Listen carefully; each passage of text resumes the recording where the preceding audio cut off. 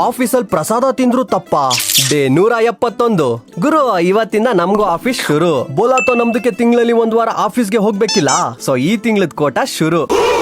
ಈ రోజు as usual chest K ಸಾಥ್ ಟ್ರೈಸೆಪ್ಸ್. ಗುರು, ಇವತ್ ನಮ್ ಕುಂಬಿಗೆ ಡ್ರಾಪ್ ಸೆಟ್ಸ್ ಅನ್ನೋ ವೇರಿಯೇಷನ್ ನ ಹೇಳ್ಕೊಟ್ಟೆ. ಕುಂಬಿ ಫುಲ್ ಖುಷು. ನಿಮ್ಗೂ ನೆಕ್ಸ್ಟ್ ವಾರ ಹೇಳ್ಕೊಡ್ತೀನಿ. ಏನಂತೀರಾ? ಈ 1 ವಾರ ನಮ್ದಕ್ಕೆ ಫುಲ್ ಗೋಡ. ನಾನು ಹೇಳ್ದೆ ಅಲ್ಲ.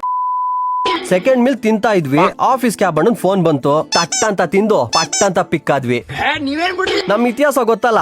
ಇವತ್ತು ಲೇಟ್ ಲಾಗಿನ್ನೆ. ಮ್ಯಾನೇಜರ್ ಒಬ್ರು ತಿರುಪತಿ ಲಾಡ್ ತಂದಿದ್ರು. ಡಬ್ಬಿನ ಹಂಗೆ ಒಬ್ರಿಂದ ಒಬ್ರಿಗೆ ಪಾಸ್ ಮಾಡಿ ಅಂದ್ರು. ಪಾಸ್ ಆಗ್ತಿದ್ದ ಡಬ್ಬಿ ನಮ್ಮ ಹತ್ರ ಬರ್ತಿದ್ದಂಗೆ ಪಾಸು ತಗೋ ಯಾವ್ದೋ ಗ್ಯಾನ್ದಲ್ಲಿ ತಿಂತಾನೆ ಇದೀವಿ. ಅದ್ ಕಡೆಯಿಂದ ಮಿಸ್ಟರ್ ಜಾಶ್ ನಮ್ನ ಕರೆದ್ಬಿಟ್ಟು, ಡಬ್ಬಿ ಪಾಸ್ ಮಾಡಂದ್ರೆ ಪ್ರಸಾದ ಖಾಲಿ ಮಾಡ್ಬಿಟ್ಟು ಡಬ್ಬಿ ಪಾಸ್ ಮಾಡೋದಲ್ಲ, ಪ್ರಸಾದದ ಜೊತೆ ಡಬ್ಬಿ ಪಾಸ್ ಮಾಡ್ಬೇಕು ಮಚ್ಚ.